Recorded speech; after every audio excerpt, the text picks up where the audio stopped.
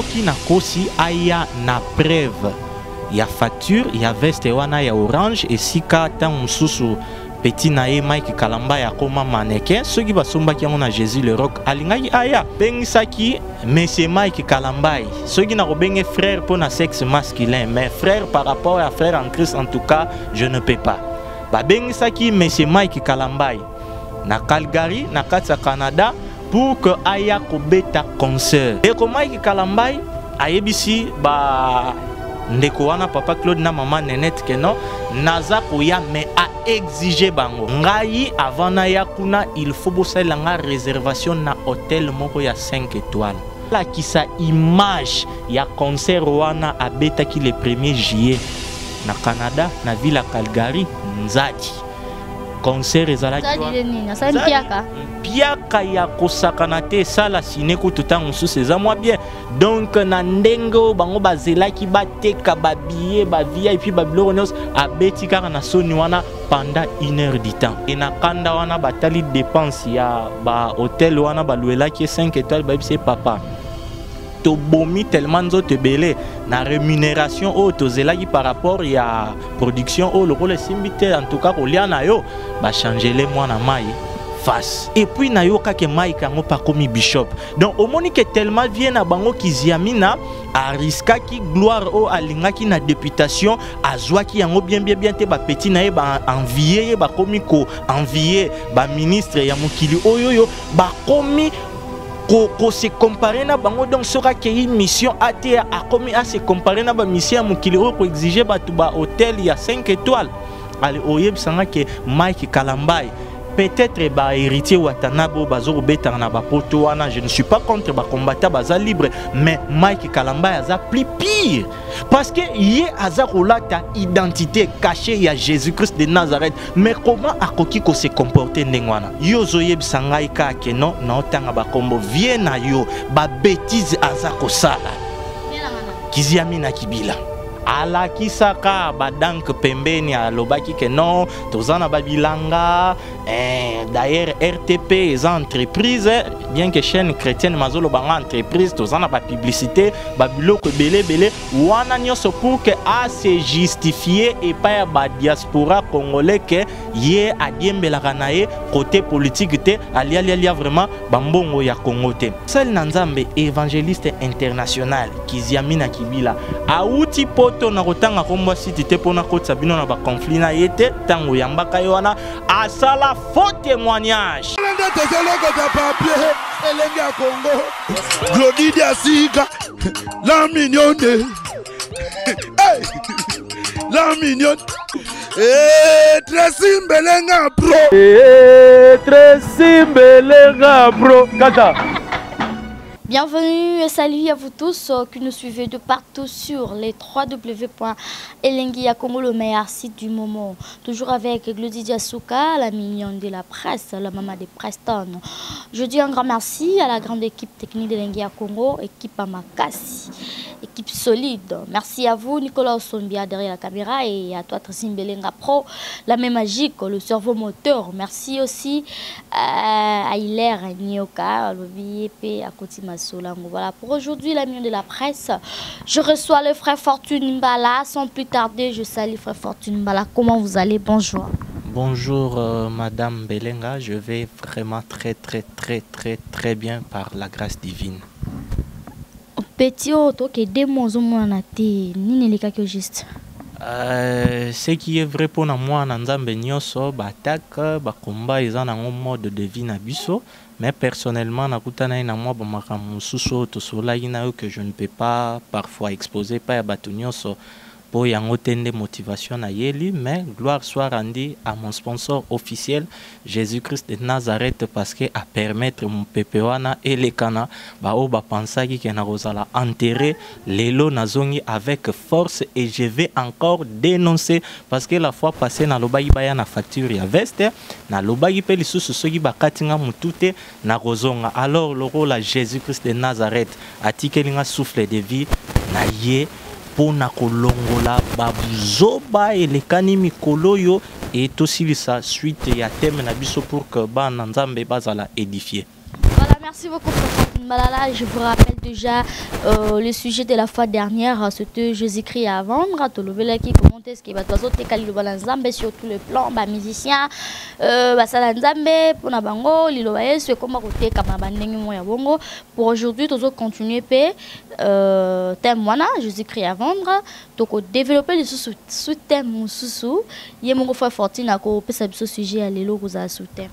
Merci beaucoup ma sœur Glody Diasuka. Sous-thème Nabiso ya lelo ezali les alliances diaboliques.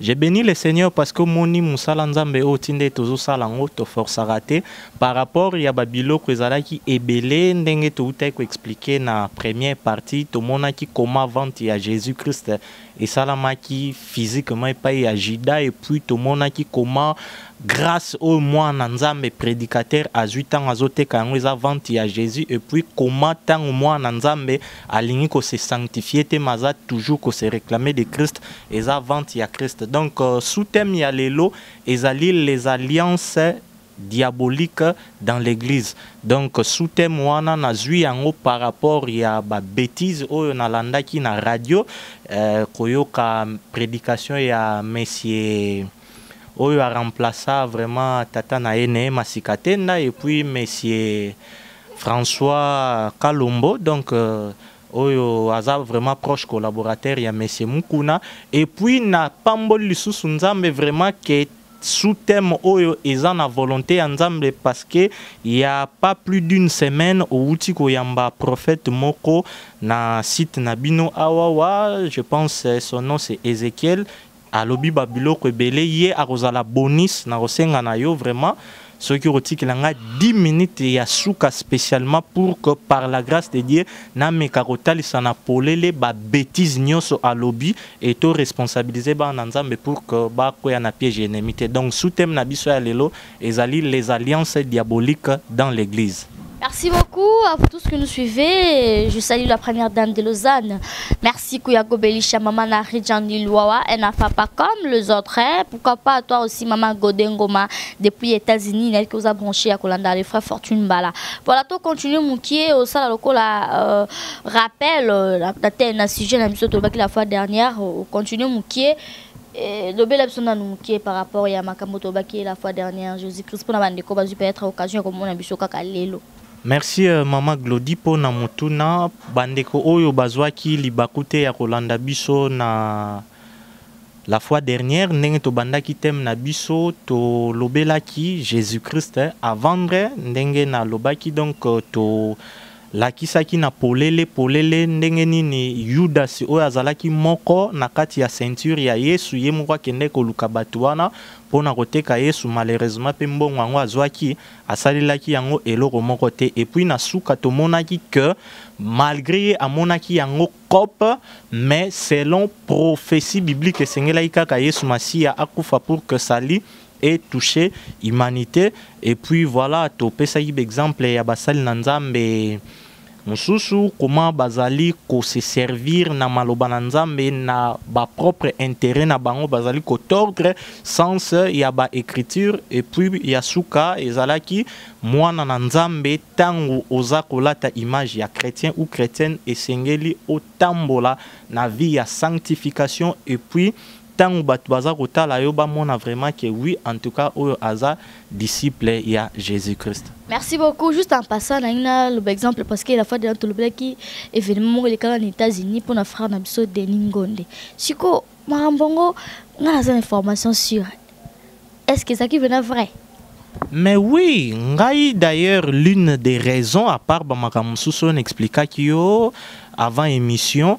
L'une des raisons où Penzamba permettre que tout soit temps avant tout ça deuxième partie na kata kiyoku tumalobana shit que soki na kosi aya na preuve ya facture ya veste wana ya orange et sika tan mususu petit nae Mike Kalamba ya koma mannequin soki basomba ki na Jésus le rock alingaki aya yo za journaliste na yebte soko benga ki ou pas alobaki na lobi makambo lukuta to aye ko sala droit de réponse te donc makambo na lobaki naza na Kinshasa eza ya solo soki na kosi yo pe tozano nanu awa na kin aya ko répondre et oyebika un exemple wana ma sœur Glody ba makambo ezebele batu ebele tant bazo monaka le frère Fortune azoya, je pense que même bande konanga musu bazo benga yo que koyamba yete par rapport ya makambo na za koloba batu bazo mono ndirene titozo ya kosala théâtre pour beaucoup et ezo sala mawa parce que mingi ya batu barokende lifelo mais toza kobomanzoto par la grâce de Dieu ya kobongisa mwa ndambu ya batu oyoyo balingi nzambe e nazoyebisa yo mama Claudie eza na impact ya kosakana te parce que toza qui appelle ya ba producteur ya émission na babi mais biso déranger biso te comment faire fortune à kolo ba bongo. J'ai béni le Seigneur bandeko babeng saki kuna bango mutu babengo babike et déranger bangote. Et déranger bangote oui et non. Tant on a lobby oui parce que bango ba osala ba faire na bango après production na na loba ki on ba continuer ki ba cop na bango na o kolona bolingo comme nera Patrice Mubiai mais baza sincérité et déranger ki bango yango mona ke na kata click na bango mususu ba kabwana ki et puis a suisa ki bango mitema bon bino bo osala ba faire na bino et déranger bino ou pas ngai nazwa ki yango comme exemple vrai oyoyo mukili mubimba oyo bozalaki kuna na États-Unis na ville wana na ba détails nyos na pesaki bomonaki ba bêtises oyo esalamaki donc bango na cadre ya ba faire ceux qui parfois babanga ndenga na dénoncer yango ko bomela bango ba marché na ba musicien chrétien mususu wana etali bango mengai na pesaki yango comme exemple vrai oyo eza ko cadrer na thème na biso et ma sœur nazo ebisa ototik États-Unis to ya na Canada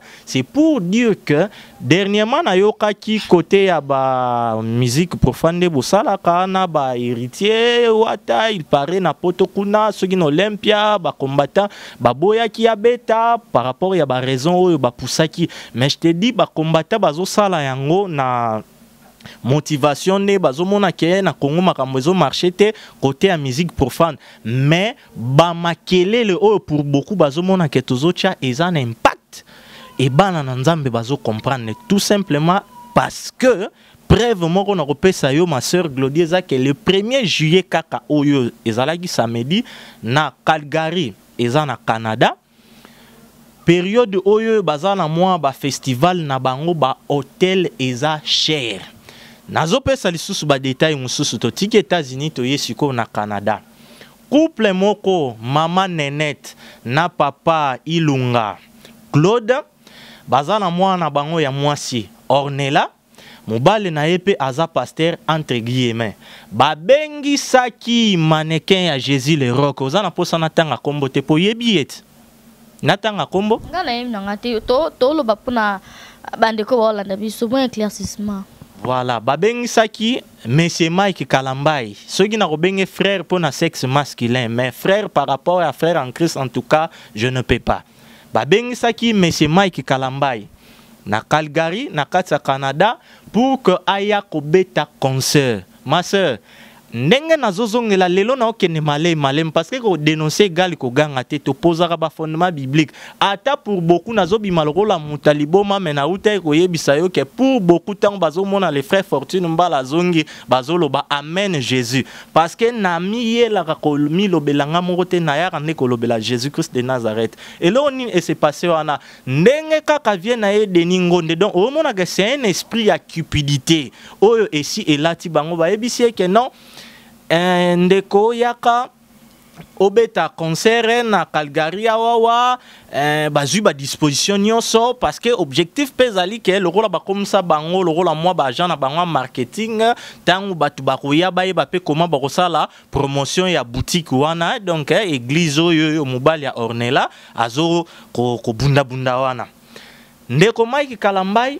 ayebisi ba ndeko wana papa Claude na maman Nenette que non naza koya mais a exiger bango bandeko bolanda bien et le cas qui le 1er juillet oyo ezalaki samedi ngai avant na yakuna il faut bosala nga réservation na hôtel moko ya 5 étoiles ma sœur Glody, na Canada, imaginez hôtel il y a 5 étoiles. Et puis na ville wana ndenge ba festival eza mikolo ba action belé belé ba prix et comme il sous likolo. Bandeko ba mominzoto lokola apesi exigence wana bazuli hôtel 5 étoiles. Alobi lisusu nini ke non ngai nakolia pa na binote o banini boy pour des raisons de sécurité na so bomaramni sous salobaki wana il faut kaka pena lia na ba restaurant moko ya cher a préciser ki wana ça va bandimi mais lokola bana na nzambe ya solo baza ko comprendre na tango to lobela ki première partie à Jésus avant il y a eu beaucoup de choses à part bande musu national na bango belepe ya bamboke belepe bazo benga sur WhatsApp ba partage ba lien ba vidéo ezotambola ba na nzambe ba comprendre vérité que non buzo ba oyo to ko soutenir yango te ba billet ya ba VIP ba biloko belé était kami aya bazala kasoyi ba wuti poto baya ko cha makelele bazube espace na ba chaîne na télévision awa ala kisa image ya concert wana abetaki le 1er juillet na Canada na ville ya Calgary Nzadi concert ezalaki wana mpiaka ya kosakana te sala sine ko tutango mususu eza mwa bien donc na ndenge bango bazelaki bateka ba billet ba VIP ba biloko nyonso abeti kaka na soni wana pendant 1 heure du temps tout simplement parce que bana nzambe ebele na kati ya Canada bazali ko comprendre et na kanda wana batali dépense ya ba hôtel wana baluelaki 5 étoiles ba bise papa to bomi tellement nzoto ebele na rémunération o tozelaki par rapport ya production o lokole simbite en tout cas kolia na yo ba changer les mwana mai face bon yebisanga sikoyo na ye na vie na ye l'évangéliste Denis Ngonde Mama Glody tocha bango na ngambu nini lelo nazoloba calmement parce que nanu kutu to bandi ko expliquer sous thème na biso te po toza na thème principal na biso Jésus Christ avant siko mutu oyo azoko sala makambu ya bo et puis na yoka ke Mike ngo pa komi bishop donc au moni que tellement vient na bango kiziamina a riska ki gloire o alingaki na députation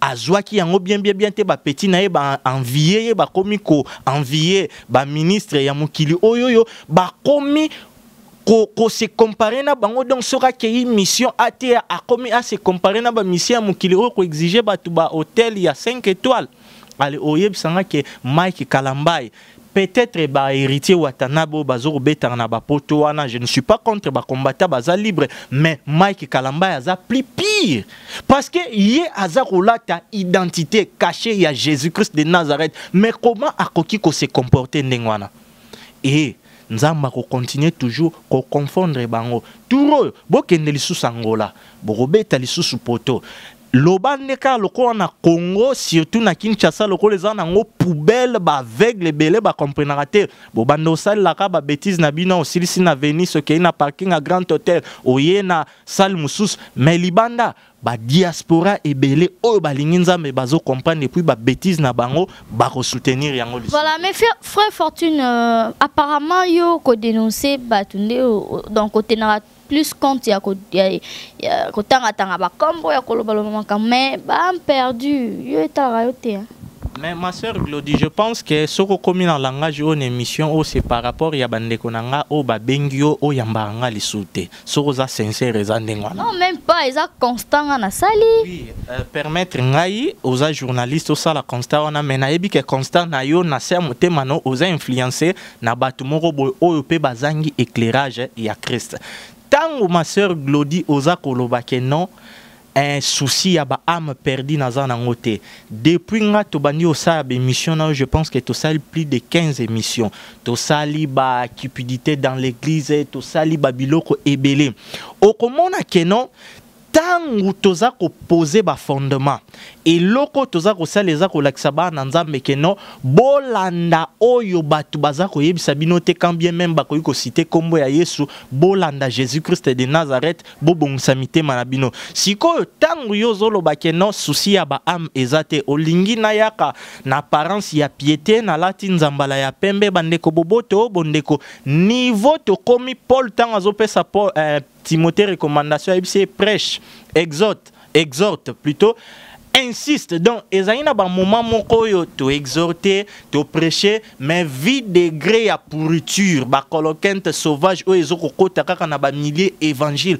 En tout cas, je ne suis pas spécial, mais moi, j'ai toujours ces fardeaux ya ko dénoncer clairement. Parce que ce qui mama Glody makambo nyonso na bande koloba na koselaka bango makambo ndelesi bakanga ngai kala. Mais bango moko à part batak na ba faux témoignage o bazoko yaka nango physiquement boy eza na mutu moko te akobota nzunzu pour que akende koloba fortune afingie mutango kozala nani mukuna po mukuna soki alobi ke nga na fingie impudique to adultère to koya liboso ya ba magistrat to kotanga makomi conformément na comportement ya évêque et l'état congolais et kokatela biso makam tango Jésus Christ azako pesa biso ba principe comment to koyi ko gêner mutu moko aye amemi bino na ba makamoko ezanga tina aleso frère fortune aye abuki biloko wana tangi komba mama to ya tata wana olobanine eza problème mais baloba peka ne juge point wana oloba ngo mingi mkolo moko te somonanga na ya na teni ya ba OPJ ya la police na ya ko juger. En réalité, jugement oyo bisoba na nzambe sengeli to sala ezali séparation. Kocha malamu à côté et puis kocha mabe à côté. C'est ce que moi, Fortune Mbala, je suis en train de faire par la grâce de Dieu. Voilà. Alors, kotanga bakombo bato, s'il faut kotanga lelo lisusu na kotanga yango avec force parce que lokola ba raté oyo yo ba planifier ki pona ngai lelo peut-être eza occasion ya suka donc nakobimisa énergie nyonso oyo Saint-Esprit ko lelo pour que peuple de Dieu ezala édifié. Donc tous an eloko ko banga te to ko citer ba kombo non parce que to yini bango mais pour que bana nanzambe ba comprendre avant peut-être poser question ma sœur Glody yo zoye bisangai ka ke non na otanga ba kombo viena yo ba bêtise azako sala viena mana kiziami na kibila dernièrement ngala landaka yo très bien non babilo mususo bosala ka meso na monument musala nzambe moko na landaka pour que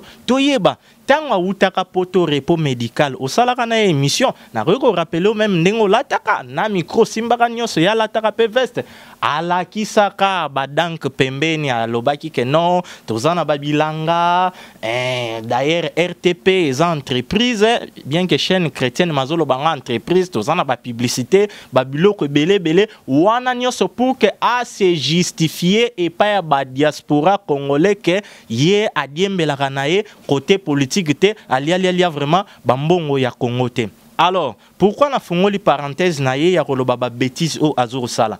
Mosali na nzambe, ez exemple na opesa na to koti na sutem na bisote. Mosali na nzambe évangéliste international Kiziami na Kibila.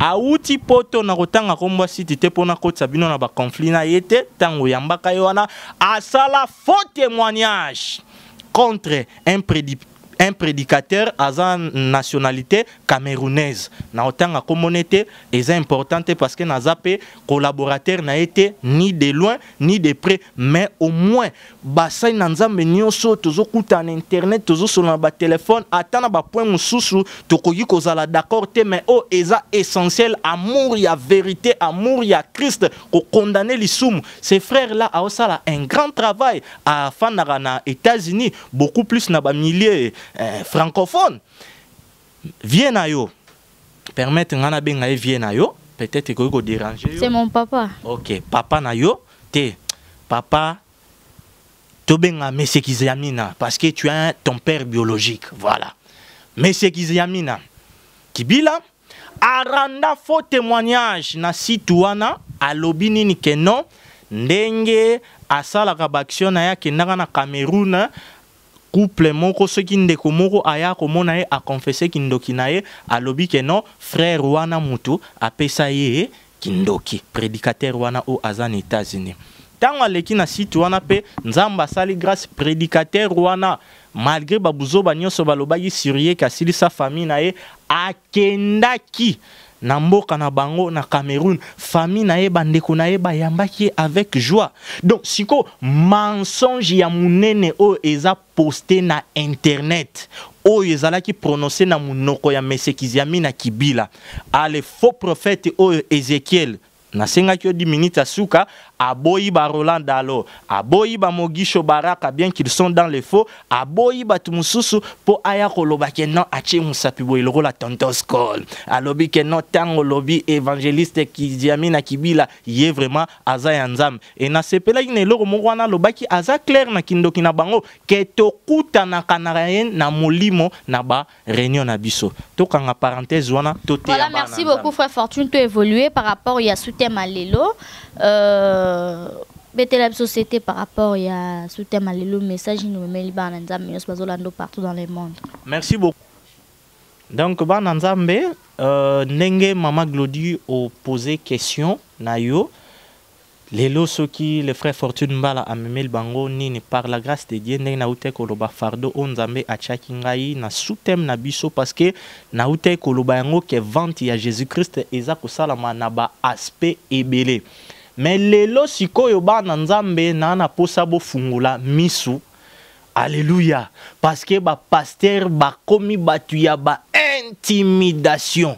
Oh, c'est pour la liberté que Christ nous a affranchis et sengeli témoin nzambe ozala esclave.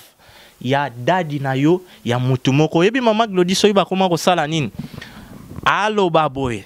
Asala malama asala mabe ayibsira yo yebi alliance nga na sala na nzambe te. Bato intimidation yango Soutem na biso ezali lelo les alliances diaboliques. Donc oromona ke ba intimidation ya ba pasteur rebelle na ba mate ya ba prière bazo salisa bato eza ba alliance moko diabolique et moi na nzambe soko funguli misute inconsciemment parfois qui déjà ko participer na ba alliance wana. Alors, et le retomemel bino lelo ndenge autrefois topé ça qui passage clé ezala ki Matthieu chapitre 5 verset 8, c'est très important pour toza ko partager. Totanga taba verset nyos tout mais bino bozo landa biso pour la télévision bokoma Galates chapitre 1er verset 6 à 10. Wana ezali passage clé na biso otokotambola nango kuna Bible eza koyebisa biso boy. Apôtre Paul Moutalobi, je m'étonne que vous vous détournez si promptement de celui qui vous a appelé par la grâce de Christ pour passer à un autre évangile. Verset 7, non pas qu'il y ait un autre évangile, mais il y a des gens qui vous troublent. N'a souligné troublé et qui veulent renverser, n'a souligné renverser l'évangile de Christ. Verset 8. Mais quand nous-mêmes, quand un ange, oh, faux prophète yamba ki alobela ki ba ange. Yango mama Glody na sengyo 10 minutes à souka parce que toko dépiécé. Je vais vraiment, voilà, parler noir sur blanc conformément na malobananza pendant 10 minutes na séduction au aye kokoti sawana faux prophète wana Ézéchiel prochainement azonga lissus. Alors verset 8, mais quand nous-mêmes, quand un ange du ciel annoncerait un autre évangile que celui que nous vous avons prêché, qu'il soit anathème. Anathème veut dire tout simplement maudit, à laquelle on m'a bé. Nous l'avons dit précédemment et je le répète à cette heure. Si quelqu'un vous annonce un autre évangile que celui que vous avez reçu, qu'il soit anathème. Babandeli en sous. Et maintenant, est-ce la faveur des hommes que je désire ou celle de Dieu? Est-ce que je cherche à plaire aux hommes? Si je plaisais encore aux hommes, je ne serais pas serviteur de Dieu. Wana izabaras na biso batoza ko imiter Paul. Awa Paul alobi clairement que nazako kamwazako yebisa ba ndeko o ya ville ya Corinthe que bolingi bo passer à côté espérance nabino elingi ekende mai non pas parce qu'il y a un autre évangile mais il y a des gens qui vous troublent. Loko la ba faux prophète wana Ézéchiel, loko la ba kiziami na kibila, loko la ba Neema Sikatena, loko la ba François Mutomboka lo monako lo ba trouble na bango wana comment ba yeko le peuple de Dieu et puis qu'on renverser. Oso ko comprendre mama Glody ba fondement biblique évangile pur ba ye ba kotisi mbilinga ba troubler ba nzambe ba renverser yango. Alobi lisusu que non même ata ange ya likolo aye côté abino évangile mususu que otote ya kibino ala kelama mabe. ozoko comprendre mama Glody o eza passage clé na senanga lobi soki na koluka ko sepelisa batu na kozala mosali ya Nzambe te. Voilà pourquoi famille nanga ezala d'accord ou pas, un grand nombre ya batu ezala d'accord ou pas, ngai na koya ko teya ko exhorter ko prêcher ko dénoncer na sala plaisir volonté ya Nzambe na ngai bino bo sepela ou pas, ce n'est pas mon affaire. Waneza passage clé. Mbalamoko mama Glody et le retomemel bananzambe les alliances diaboliques dans l'église. Ça se passe comment dans les églises? Ok, j'aimerais d'abord définir l'alliance terre à terre pour nous resunga batunios baola nabiso. Tant tozoko lobela alliance ngala lingara mingi lingala eza boyokani. Yoza femme mariée non? Bosangisi nyoso wana boyokani. Yoza femme mariée. Alliance nabino avant que ezala Selena papa Tracy ezala ki na ba clause oyo esalamaki entre bino mbali nazo pesa image bongo tokota na pensée biblique certainement ezali na mukolo moko amonaki yo asepelaki na yo observaki yo a proposer yo yo pe ozwaki temps ya ko observer ya ko sala ba démarche na yo temps au se mettre au monique ça va boyokani na ye bobandi fiançailles na bino wana bo préparer alliance ke non nanda ko na biso kozala boye na boye mwana na bino Preston akoya ko subir ba principe ou je dirais encore ba clause ba loi ya alliance na bino par exemple tant bozali ba fiancé so bolbe ke non ce qui nous va permettre to balana nanda kuna biso so to bandi obota bana wo bandolala après 20h te na ba moment ya classe Preston siko ezate ke non le roi za ya liboso bongana za ya kuza mamanga na ndolala 21h il faut à se soumettre na clause ya alliance oyo ye azawana comme fruit. Voilà, on appelle ici image et alliance à la manière des hommes. Maintenant, nous parlons des alliances diaboliques dans l'église. Avant de l'alliance diabolique, rapidement, Bananzambe Tolingi to expliquer dans la Bible, il y a plusieurs alliances. Le rôle par exemple dans 2 Samuel chapitre 7 verset 12 à 16 to rotanga te bandeko botanga kuna te omona alliance nzamba salaki na David na Noé alliance nzamba salaki ezalaki na Genèse chapitre 9 verset 8 à 17. Nena utiko loba alliance ezanga na clause échange et puis parfois na basine. Le rôle la sine nzamba pesa ki Noé ke na roboma lisumu kil na maite ya arc. Voilà. Ti lelo yo arc-en-ciel et bimaka. Sikoyo ba alliance eza belé na pesi exemple on a mis balé tokene na les deux grandes alliances o eza kocha confusion ndenge totangani na passage clé ba faux pasteur bazoko linga ko troubler et puis ko renverser. Dans la Bible, il y a plusieurs alliances mais il y a deux grandes alliances. Cela veut dire l'ancienne alliance o ebele babengaka l'Ancien Testament et la nouvelle alliance au mingi pe babengaka les Nouveaux Testaments. Alors, na ancienne alliance kuna tozokomona na Genèse chapitre 17 et puis Exode chapitre 19 bokoki pe lisuko tanga na Exode chapitre 34 bon noter ba verset oyo nyonso. Kuna mama Glody tozokomona ancienne alliance pour que bandeko nyonso ba comprendre oyoyo Nzambe asalaki na bana Israël après sorti na bango na captivité na Égypte na mont Sinaï na nzela ya Moïse apesaki bango 10 commandements et puis plus de 600 ordonnances o ezalaki relative na culte na vie ya peuple ndenge bazaboye na communauté na kati wana tourmona badime ba holocauste ba biloko ebele wana c'est par rapport ya ancienne alliance. Alors si on a quatre anciennes alliances net lobby, il y avait des lois, babiloko belé o esengela qui ba respecter. Mais le kola ba observa qui en ote et puis na plan parfait ya Nzambe le kola yeba qui déjà que sali esengela ikaka esuka na Israël te est touché. Nabiso lelo ba nation païenne yango siko doza komona nouvelle alliance oyoyo ezalaki conclu na ngomba ya Golgotha. Alléluia. Et pas ya Yeme Jésus-Christ de Nazareth. Donc rapidement na pesi ba verset les deux grandes alliances au tozana yango yangwana. Siko mama Glody ba alliance diabolique o ezana Bible te na alliance o epesa mwangi na nzela ya Moïse alliance oyo biso bana na Nzambe lelo tozana yango bosenga o tozali ko observer oyo esengeli e te ya manakati ya église et plutôt bika yango na bavi na biso eza nouvelle alliance oyo epesameli biso na ngomba ya Golgotha epai ya Jésus-Christ de Nazareth. Alors soki totangi na Hébreux chapitre 8 verset 7 kino na 13 bandeko botanga lisusu na Hébreux chapitre 9 verset 11 kino na 15. Les deux passages wana pesi bino tozo courir derrière les temps ya Hébreu bokomona supériorité ya alliance oyo yo tozali na yango. Bible za ko yebisa biso ke non soki ancienne alliance ezalaki meilleure ezalaki vraiment parfaite elingaki ezala nécessaire te que ezala remplacer.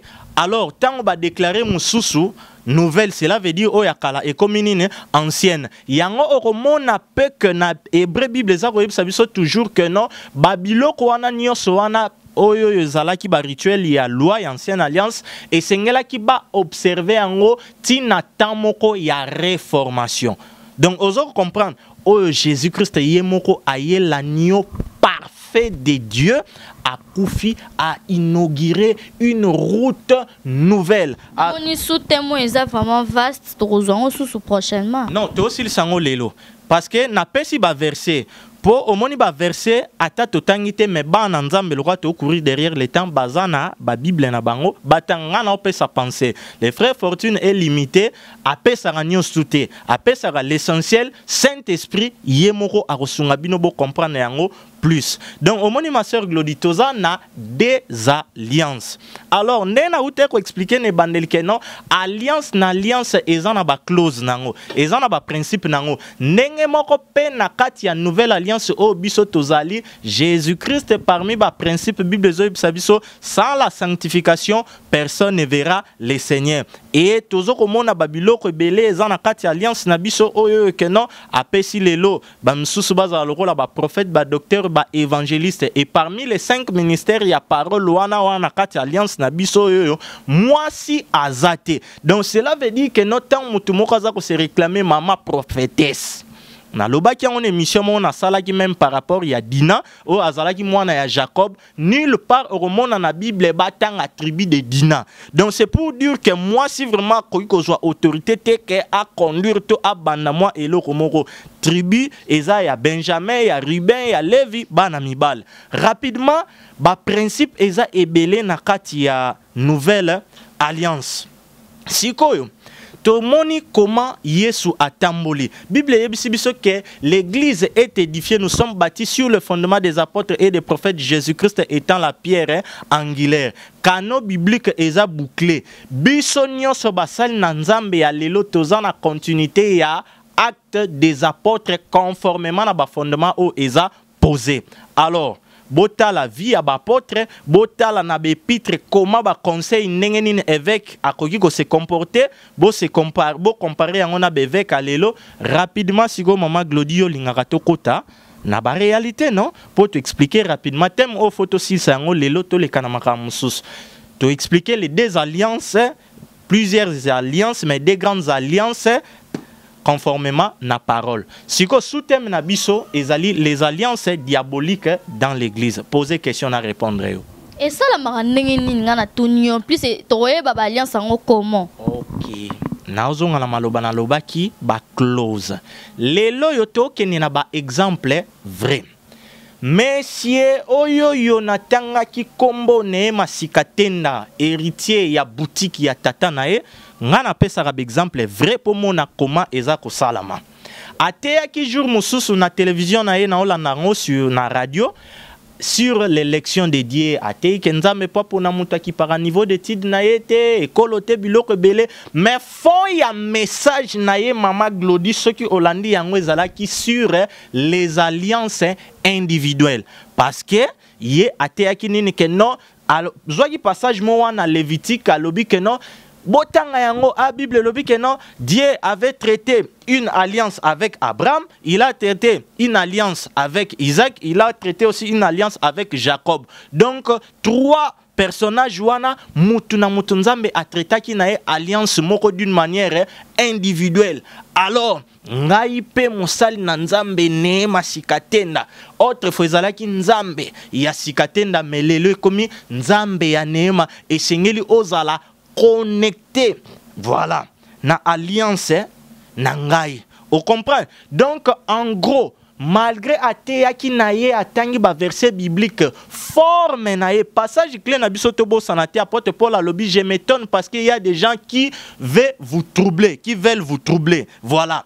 Ba misusu balingi ba renverser. Donc ozomona keno ba hérésie, ba levain, ba bêtise wana ba alliance diabolique wana ba nzambe belé ba détecter en ote po okomona ye pe aye atangi kombo ya Jésus. Apesi verset biblique mais par l'esprit ceux qui olandeli font on comprend que non oyo aye kokotisa bango na alliance na ténèbres lokola ba oyo neema sikatenda. Alors fond ya neema non seulement qu'en action oyo nalanda ki même ataso aki ba Gabon alingaka toujours à faire croire batu que non nzambe asalaki alliance na sikatenda tata na ye lokola akufa.